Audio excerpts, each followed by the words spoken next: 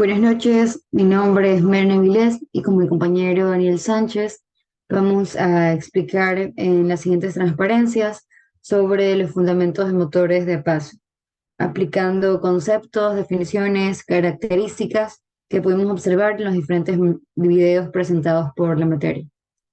En este caso vamos a iniciar justamente con la definición de un motor paso a paso.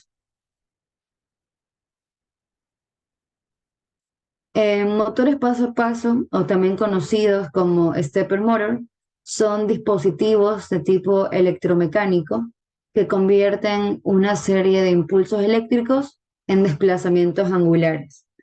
Eso quiere decir que vamos a recibir pulsos emitidos por un operador o emitidos por un programa ya automatizado que van a permitir un cambio en el ángulo en el que se va a desplazar el rotor de un motor.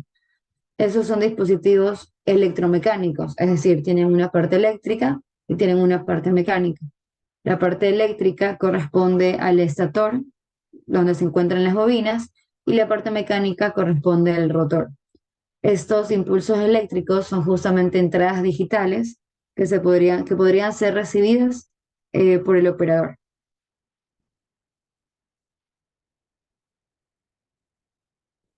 Entre las diferentes características que nosotros podemos encontrar sobre estos motores paso a paso, es que justamente son dispositivos capaces de girar una cantidad de grados dependiendo de las entradas de control.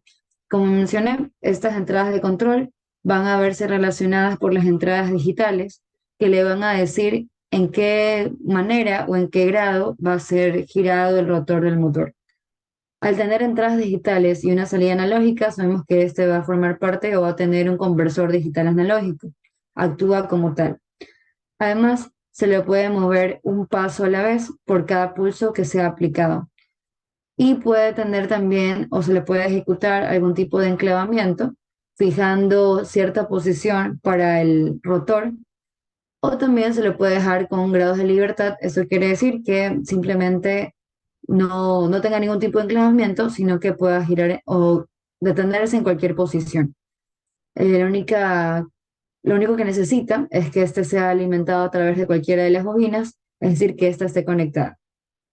Y entre las ventajas y usos que nosotros podemos definir es que tenemos que son dispositivos ideales para construcción de mecanismos que necesiten de movimientos leves y de alta precisión.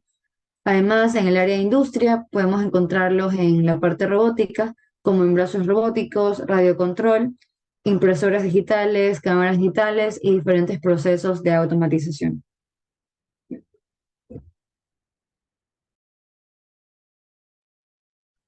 Bueno, a continuación se va a explicar acerca de los tipos de motores paso a paso que hay.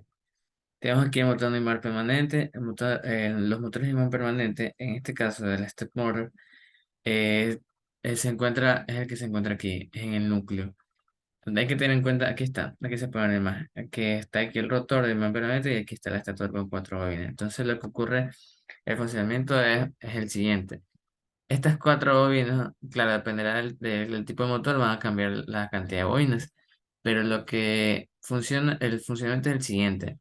El motor se va a controlar por medio de otros dispositivos, como puede ser un puente tipo H u otros tipos de controladores de motores. Y lo que sucede aquí es que se va a energizar las bobinas y estas van a ir cambiando al energizarse, se va a crear un campo magnético entre ellas, porque como sabemos por ley de Lenz, sabemos que cuando circula corriente por un cable se crea un campo magnético, pero se hace más intenso este campo magnético cuando se ha enrollado ese cable, como es lo que tiene el caso de las bobinas. Entonces se crea un campo magnético. El rotor de imán permanentes tiene una polaridad como si ve en el video de norte a sur, como vemos aquí. Y lo que va a suceder es que cuando se energice una bobina, esta se va a polarizar. Este campo magnético que crea se polariza y empieza a interactuar en este sentido, con el norte-sur del rotor de imán permanente. Ese es el funcionamiento. O sea, se energiza una bobina, cambia la polaridad y interactúa con el norte-sur. Por supuesto que tiene que ser una polaridad distinta a la del motor, a la del rotor más que todo, para que vaya interactuando, porque polos semejantes se repelen, mientras que polos opuestos se atraen. Entonces, supongamos, se energiza esta bobina y esta polaridad sur-norte y aquí está norte-sur, se repelen y la dirección o el cuánto va a girar va a depender ya de la bobina que se energice y cuál vaya a ser la próxima a energizarse.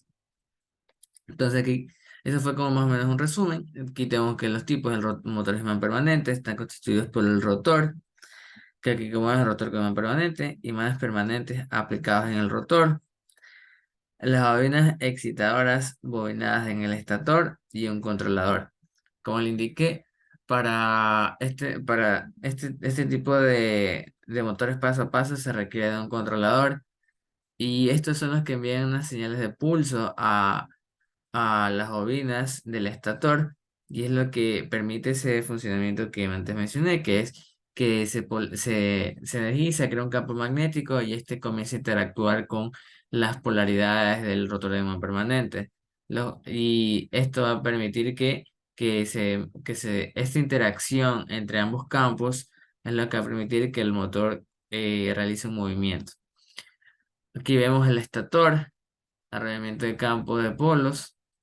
Aquí vemos el rotor, los colectores, las escobillas, que son elementos que permiten que reduce un poco la fricción entre el eje y el rotor.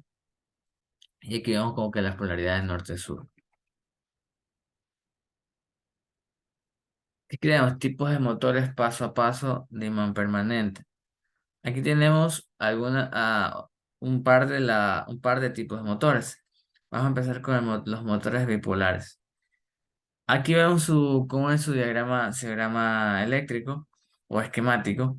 Vemos cómo está compuesta por dos bobinas, una bobina, o sea, dos bobinas, y cada uno tiene como AB en un núcleo, como un tap central, digamos así, y la bobina 2 un CD.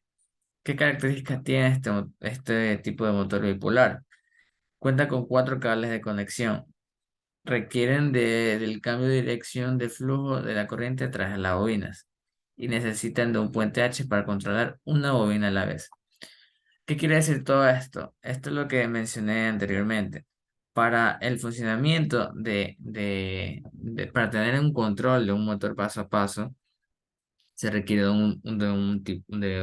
de cualquier tipo de controladores, pero el que comúnmente se usa es un puente tipo H y este envía señales de pulso a, hacia las bobinas, como lo indica aquí, envía una señal de pulso hacia las bobinas y esto cuando envía estas señales se energizan estas bobinas, una a la vez a energizar, por supuesto, como le indiqué. Se energiza, pues supongamos, el control tipo H envía una señal, se energiza esta bobina y esta bobina se energiza y va a interactuar con el campo magnético del rotor de imán permanente. Aquí se puede explicar más sencillamente. Se energiza esta bobina, como lo mencioné, se energiza y aquí está norte-sur y aquí está otra polaridad. Entonces se repelen. Supongamos que aquí está una polaridad norte-sur y aquí norte-sur. O sea, al revés. Si lo vemos arriba, sería norte-sur y el rotor de imán permanente norte-sur. Entonces el sur está interactuando con el polo norte y se repele, pero se analizó solo una bobina. Entonces como que está aquí el rotor y se movió hacia este lado. Y ahora para que continúe este movimiento a favor de las manecillas del reloj, necesita que esta siguiente bobina se energice de igual manera que le hizo la primera. Sin embargo, la primera ya ahí quedaría. Necesita que se energice esta siguiente bobina de una polaridad de igual manera opuesta a la del rotor de imán permanente para que continúe ese movimiento cíclico. Claro que si se requiere de que el movimiento sea antihorario, ahí sí va a ser un movimiento opuesto a lo que estoy mencionando. Entonces eso es lo que se refiere. Requieren el cambio de dirección de flujo de corriente a través de la bobina. Se energiza una bobina listo, ya se movió el motor y luego tiene que necesitarse la otra. Si se requiere de un cambio, para este cambio de dirección se necesita que se vaya necesitando una bobina a la vez. Pero si es que se requiere como que de un movimiento en contra, como decía el reloj, necesita que se cambie esas direcciones de flujo de corriente. Los motores unipolares. Aquí en los motores unipolares, aquí le tenemos primero un poco el diagrama esquemático. Aquí tenemos el rotor de man permanente, aquí tenemos la bobina 1, bobina 2, bobina 3, bobina 4, que tenemos cada de estas bobinas, si damos cuenta, tiene una terminal común y cada una tiene con su respectiva indicación, como es A, B, C, D. ¿Qué característica tiene este motor unipolar? Pues bien, como dice, cuenta con 5 o 6 cables de conexión. Como vemos aquí, aquí son aquí hay 3 conexiones, aquí hay 3 conexiones. ¿Y por qué dice 5? Si planteamos el común o quitamos el común, ahí quedarían, perdón, si planteamos el común, ahí quedarían 5 conexiones. Son más simples de controlar, un cable común a la fuente de alimentación y líneas expuestas a tierra, y de igual manera puede ser controlado por puentes de tipo H. O sea, nos damos cuenta que aquí lo que varía con el bipolar es la cantidad de bobinas y la cantidad de conexiones, y prácticamente esa es una gran diferencia entre estos dos motores.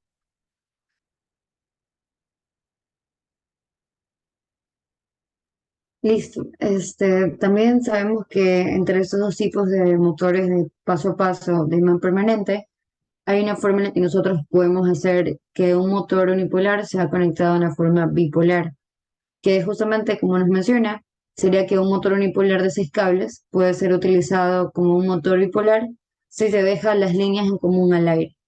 Cabe recalcar que una de las principales diferencias que existe entre los motores unipolares y los motores bipolares es que el motor unipolar funciona con una polaridad de corriente o voltaje, mientras que el motor bipolar funciona con dos polaridades, lo que significa que la dirección del flujo de la corriente en el bipolar es variable. Así que, además, hay 3 características propias de los motores paso a paso. Primero es el voltaje. Los motores paso a paso tienen una tensión eléctrica de trabajo. Ese valor tiene impreso en la carcasa del motor, o por lo menos se especifica en la hoja de datos propios del mismo. La segunda es la resistencia eléctrica. La resistencia de los bobinados será determinada o determinará la corriente que va a consumir un motor y el valor que afecta la curva del torque y la velocidad máxima de operación que éste va a tener. Y finalmente, los grados de paso, que son un factor más importante para poder elegir un motor paso a paso para un uso determinado.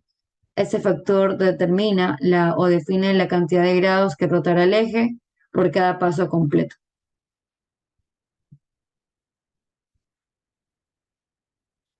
Finalmente, entre una de las características y una de las más relevantes que nosotros vamos a tener con respecto a un motor de paso es justamente el tiempo de duración y la frecuencia de los pulsos.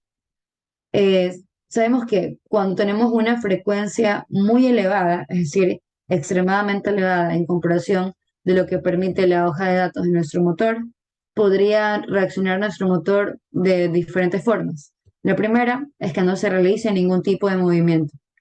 La segunda es que exista vibración en el rotor del motor, pero no se logre girar.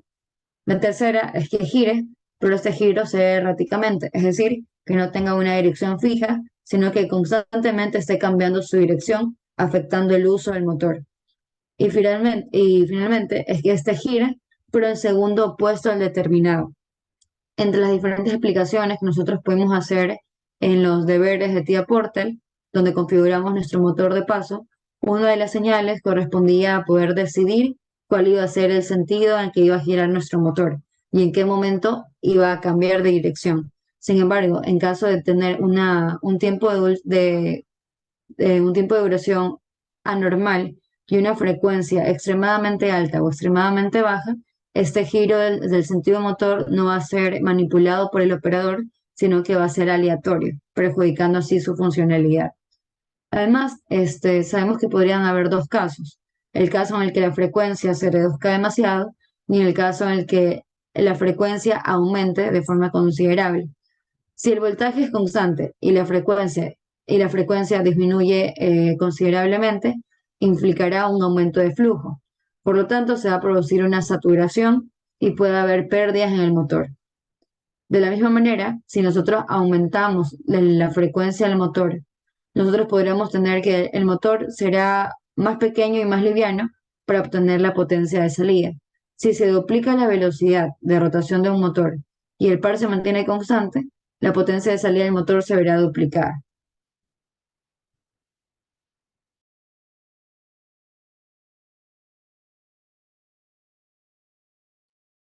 Bueno, a continuación vamos a seguir dando la explicación acerca de stepper motor.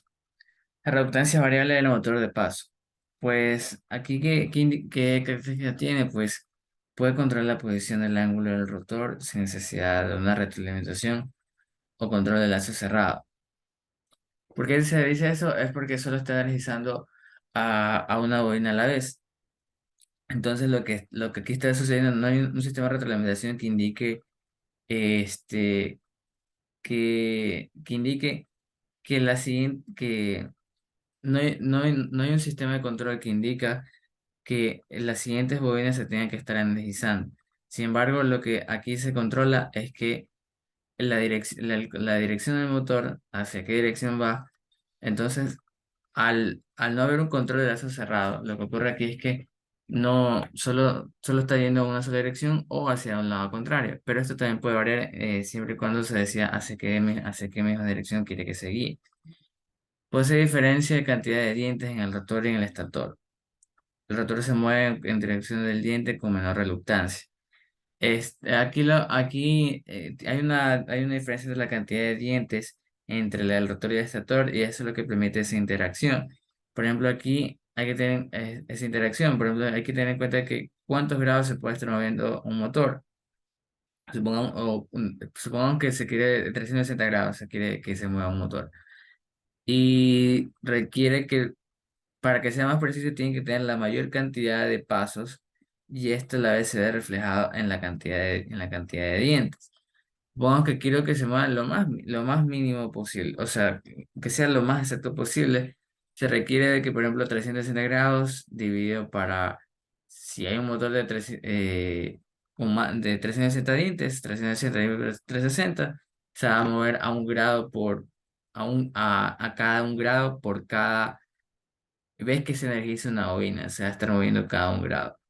Y claro, si aumenta la cantidad de pasos, eso va a ir haciéndose más pequeño ese cantidad de grados de desfase del motor y a la vez va a ser siendo más preciso. La tercera parte de este motor corresponde a 30 grados. Otro tipo de motor aquí como tenemos es los motores de paso híbrido. Aquí tenemos un motor magnetizado con dos capas terminales y un imán en el centro. Aquí vemos las bobinas, por ejemplo, aquí hay 6 bobinas y aquí está el imán permanente en el centro.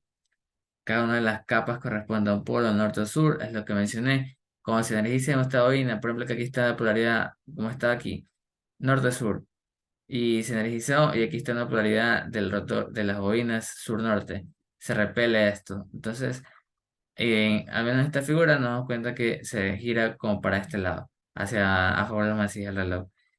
Se gira para acá. Y al energizarse se energiza la otra bobina y se energiza con una polaridad en la cual se va a repeler, va a seguir repeliéndose ese motor de imán, perdón, este imán. Se repelen y es lo que permite que continúe su movimiento. Y aquí es lo mismo, se energiza a una polaridad diferente, como dice aquí, a un polo norte o sur, se repelen y empieza hasta eso estar girando. El rotor cuenta con 50 dientes, el estator tendrá 2 dientes menos que el rotor, de forma que haya dientes alineados y no alineados y parcialmente alineados.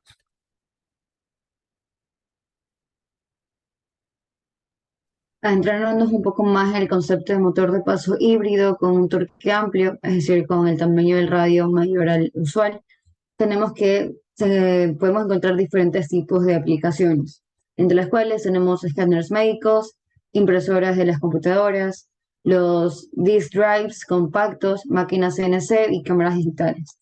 Además de eso, también tiene aplicaciones en áreas más conocidas en la industria, como son maquinarias para embalaje, maquinarias para el montaje, diferentes mesas giratorias, maquinarias para gafas, en el área de robótica, como podemos aquí ver, brazos robóticos, como hemos podido observar en las diferentes aplicaciones y tareas que hemos visto. También se encuentran en las maquinarias de pick and place, por ejemplo, máquinas automáticas de corte y pegado de alambre e incluso dispositivos de control de fluidos. Además, también tenemos en ejes eléctricos como posicionadores angulares, como actuadores y otros equipos. Entre esas características principales, las más utilizadas dentro de esas aplicaciones suelen ser justamente las versiones híbridas, bipolares y unipolares, que fuimos las que vimos hace un momento con respecto a los motores de paso de imán permanente. Tenemos modelos con alto par y tamaños que se adecúan más a las explicaciones de la industria. Finalmente, entre los puntos importantes, vimos el funcionamiento, lo que corresponde a los brazos robóticos, a las impresoras y a las máquinas que portan objetos. Como mi compañero mencionó, al nosotros tener diferentes tipos de fases, o tener en este caso los anillos, un diferentes números de anillos dentro de el estator y el rotor, dependiendo de la polaridad que se encuentre, si estas son iguales o son diferentes, es decir, si se repelen o se atraen, va a haber un giro diferente en nuestro motor y asimismo, dependiendo de las características de las entradas, vamos a tener un ángulo del giro del rotor diferente en cada caso. De manera que tanto el ángulo como la cantidad de dientes va a afectar el funcionamiento de cada uno de estos motores de paso. Como podemos ver, aquí están tres de las funciones más utilizadas, las aplicaciones que más encontramos frecuentemente en la industria, como lo son los brazos robóticos, como lo mencioné, tenemos las impresoras y asimismo, finalmente, máquinas que portan objetos o los que podemos encontrar en la industria como máquinas de pick and place.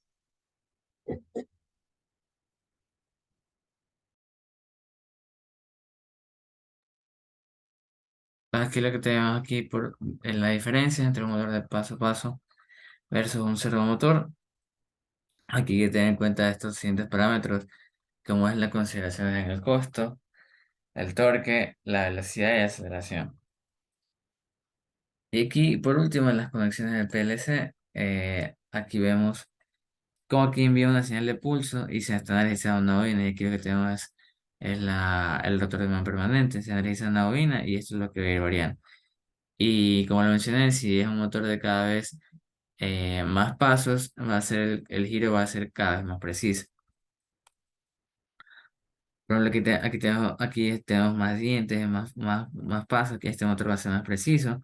Y aquí está lo que mencionaba. Aquí tenemos este motor está en 360 va a girar 360 grados y tiene 200 pasos. Y al hacer esta división tenemos 1.8 grados. Quiere decir que por cada vez que se energice una bobina, se gira, este motor va a desplazarse y lo que se va a girar es un 1.8 de grados. Y si se requiere que sea más preciso, como el caso de acá, ¿no? Como tiene más subdivisiones, más dientes, más pasos y cada vez más preciso. Por ejemplo, 360 dividido para 400, 0.9 grados. Aquí cada vez y cuando, aquí si se aumenta la cantidad de espacios, va a ir siendo más preciso. Y bueno, pues esta ha sido la explicación de los motores paso a paso junto con mi compañera y muchas gracias.